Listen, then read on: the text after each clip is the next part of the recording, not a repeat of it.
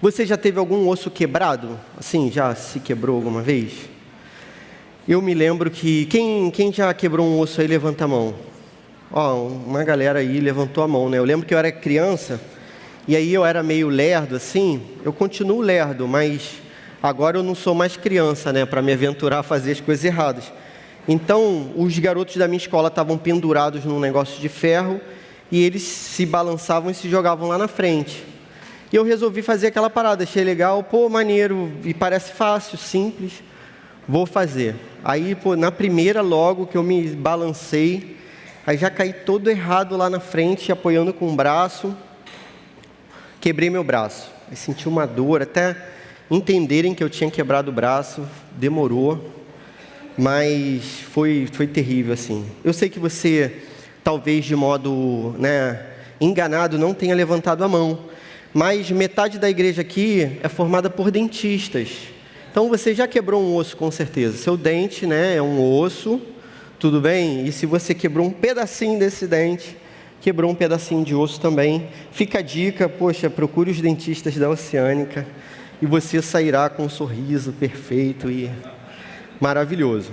Dá até para a gente ganhar a eleição aqui do CRO, só a gente colocar um candidato que o nosso candidato vence, candidato da Oceânica. Meus irmãos, existem outras formas da gente ficar quebrado ou se sentir quebrado. Primeiro dia de academia, depois de muito tempo. Primeiro dia de luta, jiu-jitsu, muay thai, qualquer coisa desse tipo. O Evangelho vai falar sobre os corações que estão quebrados.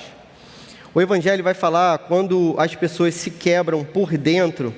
E aí não há uma forma de você ajustar, senão usando aquilo que vem do céu, aquilo que vem do alto, aquilo que é a palavra de Deus, para que no nosso coração as coisas sejam plenamente restauradas. O capítulo que a gente vai mencionar nessa noite é o capítulo 12 do Evangelho de Mateus, um dos meus preferidos, mas para você entender o capítulo 12, você tem que voltar um pouquinho ao capítulo 11. E fica essa dica para você, um macete. Sempre que você lê um texto assim que você não entende, volta um capítulo, depois adianta um capítulo, e aí provavelmente você vai entender um pouco melhor. No capítulo 11 do Evangelho de Mateus, a gente tem os discípulos de João Batista procurando Jesus. João Batista está quebrado por dentro, porque ele está preso há muito tempo. E ele se sente mal por estar preso há muito tempo. E aí ele vive possivelmente uma crise ali de fé. E ele pede para os seus discípulos, seus amigos, procurarem Jesus e perguntarem se Jesus é aquele mesmo que tinha que vir, o Messias. E aí quando os discípulos de João Batista vão a Jesus e fazem essa pergunta, Jesus não responde de modo contrariado, Jesus não responde brigando com João Batista. Pelo contrário, ele opera vários sinais, e aqueles sinais fazem Mateus lembrar do Antigo Testamento e lembrar de Isaías, de uma profecia de 700 anos antes de Jesus. E você vai perceber isso no Evangelho de Mateus. O Evangelho de Mateus é o Evangelho para aqueles que conhecem a Bíblia, conhecem o Antigo Testamento. Por isso que toda hora ele volta ao Antigo Testamento, porque para aquelas pessoas isso fazia todo sentido.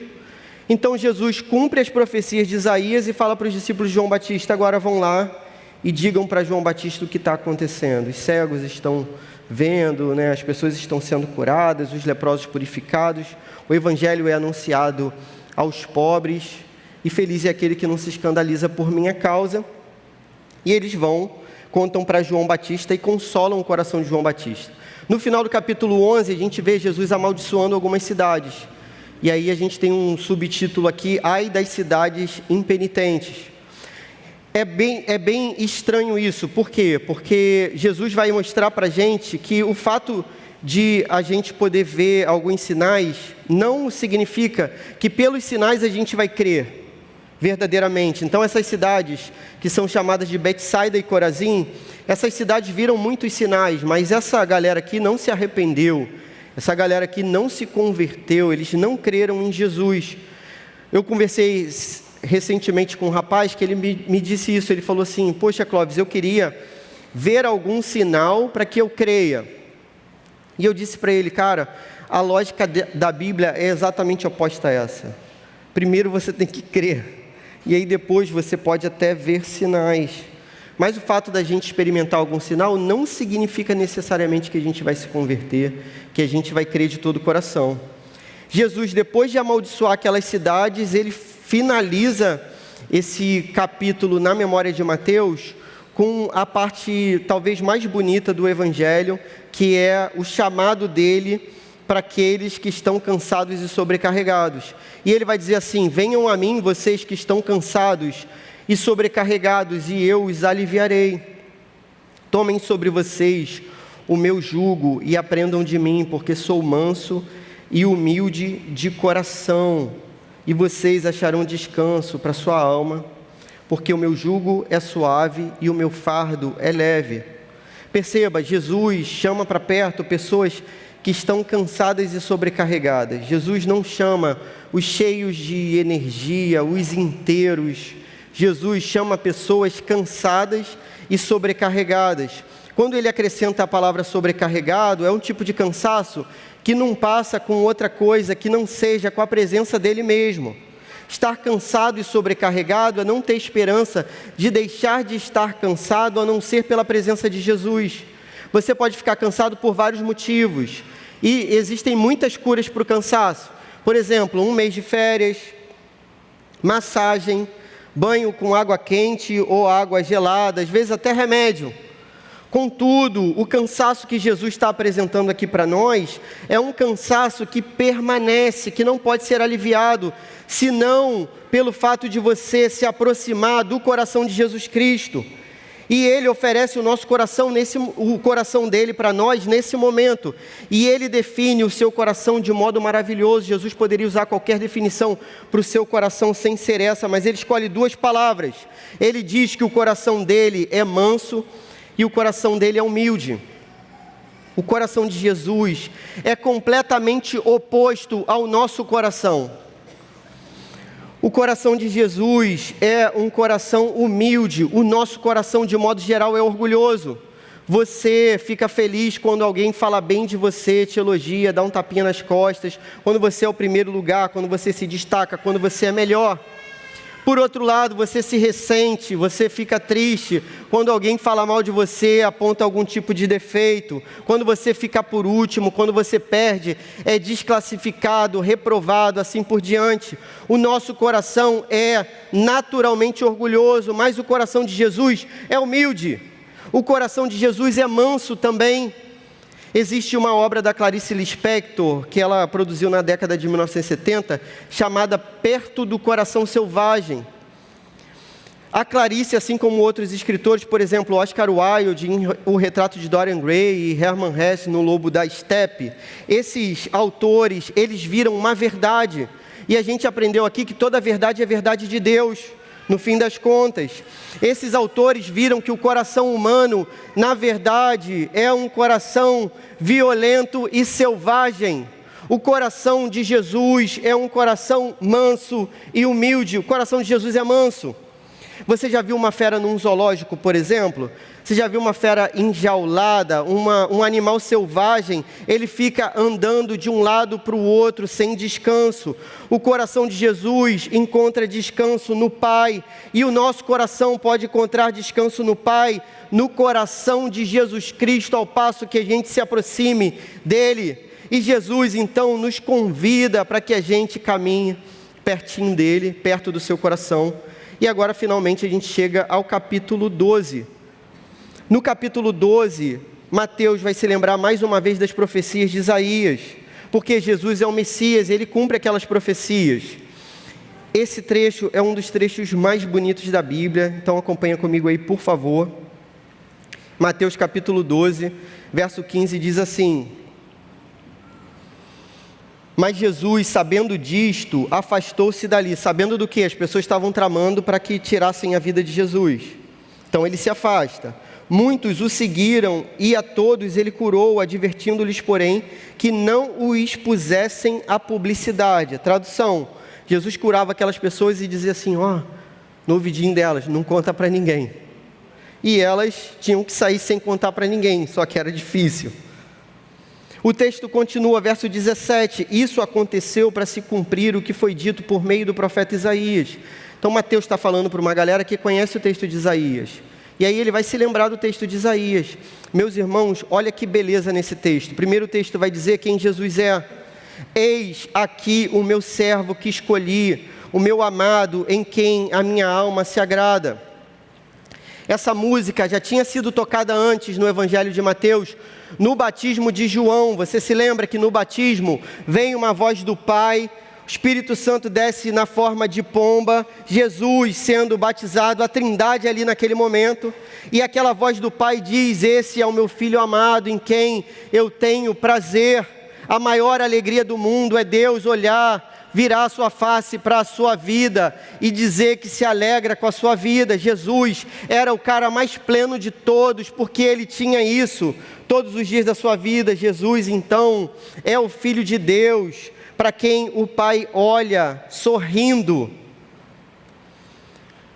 Essas palavras são ditas a respeito de Jesus, e o texto continua, olha só: farei repousar sobre ele o meu Espírito. Então aqui a gente tem o Pai, a gente tem o Espírito Santo, e a gente tem Jesus, mais uma vez, a Trindade reunida, e ele anunciará juízo aos gentios. Falar sobre juízo não parece ser coisa muito boa, porque quando a gente fala sobre juízo, a gente fala sobre inferno, a gente fala sobre julgamento, a gente fala sobre pecado, a gente fala sobre morte, a gente fala sobre punição.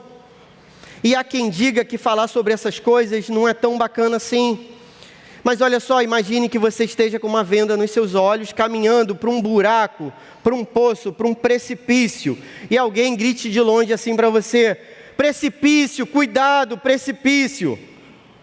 Você acha que isso é ofensivo? Você acha que isso é problemático? Você acha que isso é para o seu mal? Imagine que uma cobra vai te picar, alguém te avisa: olha a cobra aí, vai te picar. Isso não é para fazer mal, pelo contrário, é para fazer bem. Então, quando Jesus fala do inferno, e quando o Evangelho faz assim, e quando nós pregamos sobre isso, na verdade nós estamos gritando para que você vá para o céu. Então cuidado, o inferno existe, mas no final das contas existe céu também, existe a possibilidade de você ser salvo, e essa possibilidade vem por meio de Jesus Cristo, e isso é bom para nós. A gente lembra do texto do profeta Jonas, a gente vai cantar aí no final a canção de Jonas, e Jonas vai dizer que a salvação pertence a Deus somente. E o que vai acontecer com Jonas? Deus chama o profeta e diz assim: ó Jonas, vai lá e anuncia juízo sobre a cidade que era inimiga dele. Não é bom você falar que seus inimigos vão ser julgados, punidos?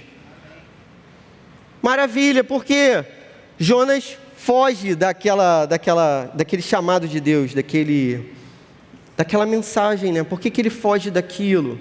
Porque ele sabe que ao passo que ele grita que a cidade vai ser destruída, o povo vai se arrepender. Ao passo que ele grita que aqueles homens vão morrer, eles vão viver na verdade. Ao passo que ele grita que Deus vai se vingar, Deus vai agir com misericórdia. E aí ele não quer ir para aquela cidade, para que aquele povo não se converta. Falar sobre juízo é falar sobre salvação no final das contas. Ele anunciará o juízo aos gentios. Quem são os gentios? Somos nós. Ele vai falar do juízo para nós, para que a gente seja salvo no final, para que a gente seja considerado justo e declarado justo pelo Pai. O texto continua, verso 19: não entrará em discussões. Jesus está falando do servo amado, escolhido por Deus, em quem Deus se agrada, sorri, para quem Deus sorri, em quem Deus tem prazer. Ele não entrará em discussões, nem gritará, nem fará ouvir nas praças a sua voz. Não esmagará a cana quebrada, nem apagará o pavio que fumega. Então olha só, primeiro Mateus disse aquilo que Jesus é, depois diz o que ele faz, que é anunciar juízo aos gentios. Depois Mateus vai dizer aquilo que Jesus não faz, e aquilo que Jesus não faz é tão importante quanto todo o resto. Ele não esmagará a cana quebrada, nem apagará o pavio que fumega, até que faça vencedor o juízo. Último versículo: e no seu nome os gentios, que somos nós, colocarão a sua esperança. Amém, aleluia. Esse texto é maravilhoso, irmãos. Pode terminar até com uau, assim, não precisa ser nem amém, uau. Olha só, Primeira lição desse texto: Jesus não esmaga os quebrados. Jesus não esmaga os quebrados. Verso 20: não esmagará a cana quebrada, nem apagará o pavio que fumega. Nesse tempo, a cana era muito comum. E a cana, ela ressecava e ela não servia para muita coisa. Poderia servir como uma medição, uma régua, poderia servir como alguma coisa que fosse base para uma construção. E tinha tanta cana que era de graça e não valia nada na verdade. Então as pessoas, quando pegavam uma cana, elas olhavam para ver se a cana estava quebrada. Tinha tanta à disposição que, se a cana tivesse quebrada, eles jogavam no chão, pisavam em cima, esmagavam a cana e pegavam outra, então, para que ninguém tivesse que pegar aquela cana mais uma vez, estando inutilizada, inútil, quebrada. Não sei se você entendeu. Quando Jesus está dizendo aqui que Ele não esmaga a cana quebrada, meus irmãos, somos nós. Jesus está dizendo que para Ele não esmaga os quebrados. Se você estiver aqui faltando um pedaço, se você se corta, se você tem pesadelos, se você não dorme, se você se vê doente, se você se vê fraco, fracassado, faltando um pedaço, você está pronto. O Evangelho é para esses que são assim quebrados. Jesus, no entanto, Ele pega as pessoas quebradas como nós e Ele não esmaga essas pessoas. Quando eu me converti com 15 anos, meus amigos levaram um susto na escola, que eu virei crente de uma hora para outra, e eles começaram a me zoar. E a zoação não fazia muita diferença para mim, até que um dia eles conseguiram um esquema para me prejudicar, que era o seguinte: na hora do futebol, e eu jogava futebol o dia inteiro, estou até com a Bíblia do meu filho aqui, tem uma figurinha aqui escrito Isaac Marchon, que é o nome dele, mas não está a cara dele não, está o Cristiano Ronaldo aqui. Ele acha que ele é o Cristiano Ronaldo. Eu me achava o Cristiano Ronaldo, mas jogava mal. Aí na hora de tirar o time, eles falavam assim: não, agora não vai ter mais tirar time não, vai ser assim, o time dos crentes. Aí empurravam o time dos crentes para mim, assim, o time dos crentes e o time dos não crentes, que eram eles. Aí, meu amigo, que tristeza era jogar no time dos crentes. Rapaz, aqueles crentes eram ruins de bola mesmo, eram piores que eu, e a gente levava goleada. E pior, eles batiam na gente, e a gente era o time dos crentes, a gente não podia bater de volta. A gente apanhava, a gente levava goleada e voltava quebrado para casa, triste. E aí teve uma hora, eu recém-convertido, falei pro pessoal assim: não liga não, gente. Olha só, a gente vai jogar futebol no céu. Eles não, eles vão ser chutados no inferno, no quinto dos infernos. Eu falei isso. Eles vão receber carrinho do capeta lá no quinto dos infernos. A gente não. Era o coração, né? O velho coração estava perto do novo. Espero que eles tenham sido salvos, meus irmãos. Não sei. Espero que sim. Quando Jesus tira o time dele, Ele não escolhe os melhores para o time dele. Se você foi escolhido por Cristo, não foi porque você era bom, não foi porque você era inteiro, não foi porque você tinha inúmeras qualidades, não. Você foi chamado por Cristo porque você era cana quebrada. Você seria pisado pelos homens, e eu também. Eles nos esmagariam. Contudo, o Senhor, com toda a sua delicadeza e misericórdia e amor, Ele pega a cana quebrada para restaurar. Esse é o detalhe do Evangelho. Eu assisti a uma série chamada Mestres da Restauração. Quem já assistiu essa série aí, levanta a mão. Só gente inteligente. Quer levantar a mão também? É. Só gente inteligente que assiste essa série. Cara, a série era maravilhosa, porque o pessoal vinha com um negócio todo quebrado, cacarecado, enferrujado, um negócio que não prestava para nada, e aquele pessoal consertava aquilo e parecia novo, mais bonito do que quando foi fabricado há 80 anos atrás, 100 anos atrás. Jesus é o mestre da restauração, tudo bem? Jesus é esse que pega a cana quebrada e dá um sentido para essa cana e conserta e restaura a nossa história e restaura a nossa vida. É assim que Ele faz. Jesus não apaga o pavio que fumega, verso 20. Sempre que eu vou comprar vela de aniversário, eu compro a mais barata que tem. Porque eu tenho esse problema. Tudo que eu quero comprar é sempre o mais barato. Na minha cabeça funciona assim. E aí, às vezes, são centavos de diferença, né? Alguns centavos. Mas eu compro a mais barata. Só que a mais barata não pega. Já viu aquela vela que não acende? As crianças doidas para pagar e eu doido para fazer a vela acender, mas a vela não acende. E aí você fica tentando, aí você fecha todas as portas, né, a janela, que um soprinho vai fazer aquele troço apagar.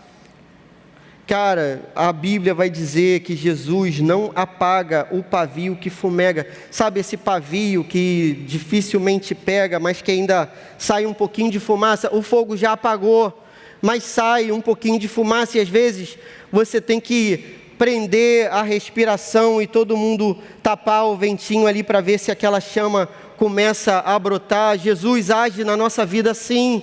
A gente é esse pavio que sai uma fumacinha, que parece que está apagando, mas Jesus se aproxima de nós e o texto vai dizer que é como se Ele prendesse a respiração dEle perto da gente, para que a gente não se desfizesse na presença dEle, para que a gente não fosse destruído pela presença dEle, e pelo contrário, para que a gente fosse reconstruído. Aquele que é o Todo-Poderoso, que chama todas as constelações pelo nome e elas atendem. Aquele que é Todo-Poderoso para, como na semana passada, andar sobre o mar revolto. Aquele que é Todo-Poderoso para acalmar o mar e o vento e fazer assim, ó, e o mar e o vento se acalmam.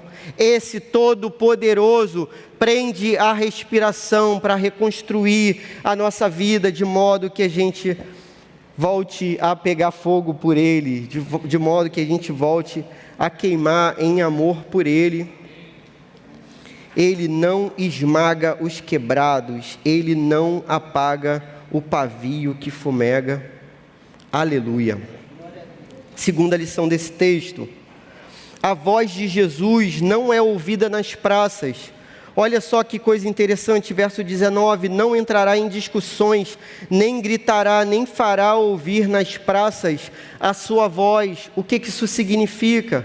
Meus irmãos, se você abrir o noticiário hoje não, hoje é domingo, descansa, abre o noticiário amanhã para você ver. O noticiário vai falar sobre muitas coisas. O noticiário vai falar sobre os poderosos desse mundo. O noticiário vai falar sobre um Brasil em colapso. O noticiário vai falar sobre isso. O noticiário não vai falar sobre Jesus Cristo. A voz de Jesus não é ouvida nas praças. Um parêntese aqui importante, meus irmãos, nós falamos sobre tudo aqui nessa igreja, porque Cristo reina sobre todas as áreas da nossa vida, e não existe 1 milímetro cúbico da nossa história que não diga que Jesus Cristo é o Senhor. Então a gente fala sobre tudo, inclusive sobre política aqui também, e a gente fala sobre céu, sobre inferno, sobre vida matrimonial, e a gente fala sobre qualquer assunto, porque em breve a gente vai prestar contas diante de Deus daquilo que a gente pregou para essa igreja. Então nós falamos sobre tudo, e também não, a minha fala aqui não vai ser no sentido assim, o que está acontecendo do lado de fora não é importante. Então deve ter gente aqui que se manifestou hoje. Eu não estou dizendo que a manifestação política não seja importante, pelo contrário, acho que você tem que se politizar, acho que você tem que entender, acho que você tem que sobretudo orar pelo país. Mas o que eu estou dizendo é o seguinte: no tempo de Jesus, o que era dito nas praças era a mesma coisa que o nosso noticiário diz. No tempo de Jesus se falava sobre um imperador chamado Trajano, que reinava sobre um império gigantesco e muitas vezes fazia mal. No tempo de Jesus, em outro lugar, existia um império chamado Ram. na China e dominava aquele lugar e oprimia aquele lugar da mesma forma. E na Pérsia, no Irã, hoje a gente tinha o Império Parta, e por fora do Império Romano você tinha os bárbaros. Esse era o noticiário, as coisas estavam acontecendo no mundo, mas a história estava sendo transformada de modo silencioso. Sem gritar nas praças, o mundo mudaria. O Messias entrou na história, chamando pescadores, 4 caras num barco. Ele chama esses caras para mudar o mundo mais do que uma revolução, é a história da redenção. O noticiário não conta que a história da redenção está sendo escrita por pessoas comuns como nós.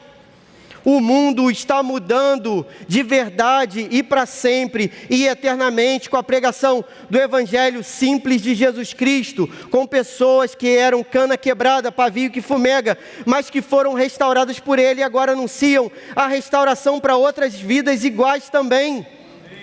Hoje na China, meus irmãos, Xi Jinping domina um império. Contudo, a igreja na China, de modo silencioso, cresce. Existe algo que não está sendo dito nas praças, mas o Evangelho está sendo anunciado aos corações, e os chineses têm se convertido.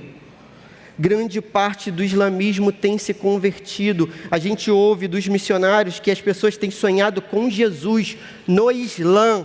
As pessoas têm sonhado com Jesus e têm entregado os seus corações a Ele, e agora podem pela primeira vez chamar a Deus de Pai. E isso tem acontecido mundo afora, e o Evangelho se espalha pelas nossas casas. Ninguém conta essas histórias no noticiário. A história que o noticiário descreve não é a grande história. A grande história está sendo contada pela Igreja de Jesus Cristo como continuidade da obra de Jesus Cristo. Você abre o livro dos Atos dos Apóstolos. Esse livro vai contar aquilo que Jesus começou a fazer e continuou no livro dos Atos dos Apóstolos. E o que você vê nesse livro? Pessoas simples sendo convertidas.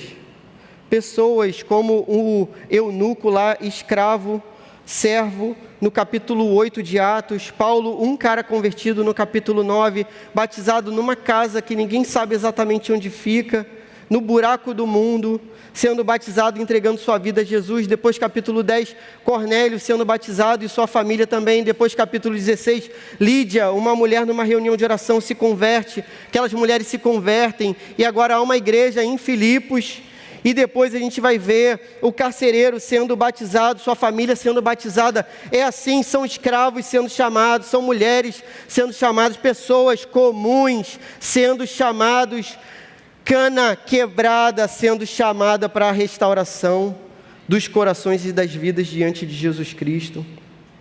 Essa é a grande história, meus irmãos. Não se engane. Os Alexandres desse mundo e do mundo antigo, o grande do mundo antigo e o pequeno desse tempo, serão esquecidos e apagados. Cristo reinará e a sua igreja reinará no seu nome para sempre. Amém. Hoje o noticiário fala de Alexandre, fala de Donald Trump, assim por diante.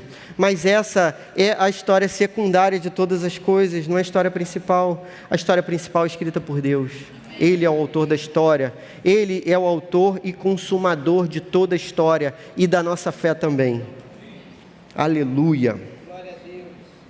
Terceira e última lição desse texto: Jesus foi esmagado em lugar dos que ouvem a sua voz.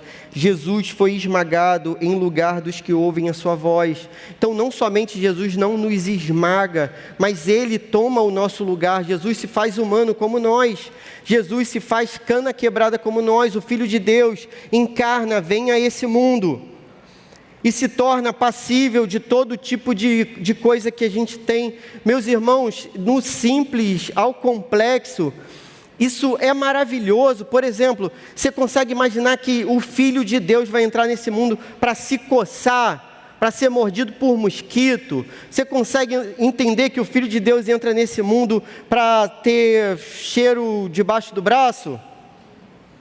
Cara, o Filho de Deus, ele faz isso porque a vida dele é prova do seu coração que é manso e humilde. Jesus se humilha, ele não se apega ao fato de ser igual a Deus, mas ele abre mão disso e torna-se homem. E ele se torna o homem mais miserável de todos, aquele de quem as pessoas escondem o rosto. Jesus então vai padecer uma morte terrível. Jesus vai ser esmagado naquela cruz. Jesus vai ser esmagado no Getsêmani, o lugar, se chama lugar de esmagar o azeite, o esmagar para fazer o azeite. Jesus é esmagado no Getsêmani em nosso lugar. Existe um poema antigo chamado Jesus das Cicatrizes. Esse poema é muito bonito, por quê? Porque o autor vai dizer assim: poxa, todas as histórias que eu ouvi sobre os deuses, todas as histórias que eu ouvi sobre os falsos deuses, sobre os falsos heróis, em todas elas, os heróis e os deuses, eles venciam sem um arranhão, eles cavalgavam em cavalos de ouro, mas aquele que é o rei de toda a história, aquele que é o Messias, aquele que é o restaurador de todas as coisas, esse tropeça numa cidade suja e mistura o seu sangue à sujeira daquela cidade, carregando a cruz.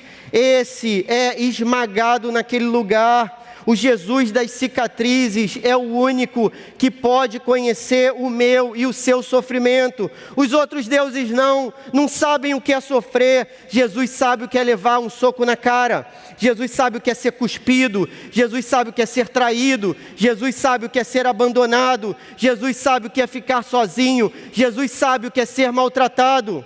Jesus sabe o que é ser esmagado. Jesus conheceu a morte para que a gente possa viver e reinar com Ele eternamente. Jesus esteve sozinho para que a gente não estivesse nunca mais. Aleluia, Senhor. Obrigada, Jesus. Aleluia, Senhor. Aleluia. O mais bonito de tudo é que Jesus ainda nos garante algo mais singelo. Olha o que diz o texto: não entrará em discussões, nem gritará, nem fará ouvir nas praças a sua voz, não esmagará a cana quebrada que somos nós, nem apagará o pavio que fumega, até que faça vencedor o juízo. E a gente pode se perguntar: mas Senhor, até quando você vai ser misericordioso conosco? Até quando Jesus vai tratar a gente tão bem, vai nos chamar para perto? Até quando a gente vai ter segundas e terceiras e milésimas chances na nossa vida? Até quando? Até que se faça vencedor o juízo. Sabe o que isso significa? Até o retorno do grande rei, até a volta de Jesus, até a consumação de todas as coisas. O que isso significa? Que Jesus para sempre vai agir assim com a gente. Jesus é sempre rico em misericórdia. Jesus é sempre perdoador. Ele nos ama e, como diz João capítulo 13, Ele nos amou e nos amou até o fim. Nenhum dos que o Pai leva a Jesus, Ele lança fora. Mas Jesus, eu pequei mais uma vez. Jesus não esmaga os quebrados. Aleluia.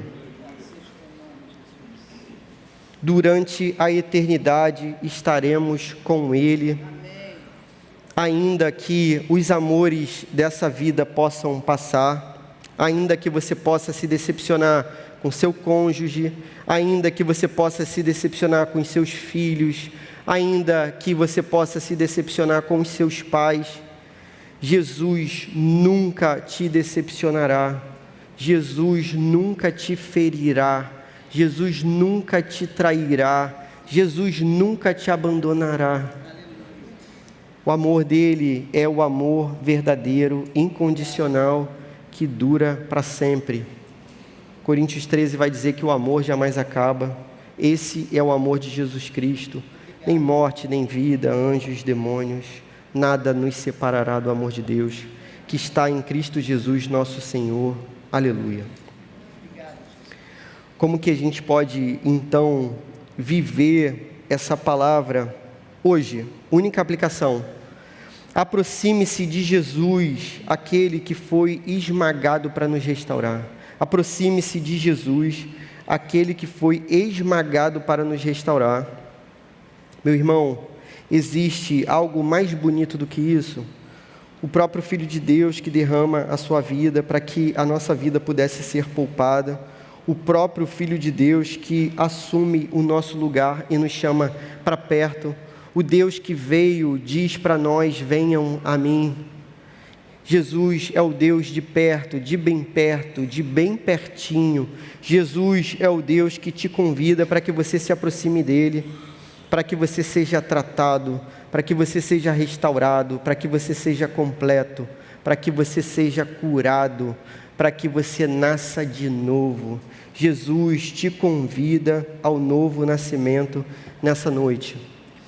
Infelizmente, meus irmãos, a porta está fechada para aqueles que são orgulhosos, para aqueles que se acham inteiros, para aqueles que são soberbos, para aqueles que são arrogantes, para aqueles que se acham sãos.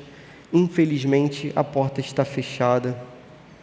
Aqueles que se aproximam de Jesus precisam se humilhar, precisam se arrepender, precisam rever a própria vida, precisam pedir perdão. Aqueles que se aproximam de Jesus se aproximam, pois se assemelham em seu coração, que é manso e humilde também. O Evangelho chama todos os quebrados para perto. Se é o seu caso nessa noite, eu gostaria de orar por você. Vamos orar? Senhor, muito obrigado, Senhor, porque na nossa vida quebrada, destruída, disforme, sem norte, o Senhor nos encontrou, nos orientou, o Senhor nos deu a direção, o caminho, a verdade e a vida. Muito obrigado, Senhor, pela Tua salvação, muito obrigado pela novidade de vida, muito obrigado porque em Ti nós temos a possibilidade da restauração, Senhor. Muito obrigado por aquilo que o Senhor fez na cruz, muito obrigado, Senhor. Recolha os corações daqueles que em humildade se colocam no Teu altar nessa noite, Senhor. Conte-os como seus, escreva seus nomes no livro que ninguém pode apagar. Senhor, que nós possamos encontrar esses irmãos na eternidade. Até lá, Senhor, abre os olhos da Tua igreja, faz com que a Tua igreja entenda que a grande história não é a dos noticiários, mas é da vida comum que está sendo transformada pela pregação do Teu Evangelho restaurador e maravilhoso. Que a gente viva com essa convicção até a Sua volta, em Seu nome. Amém.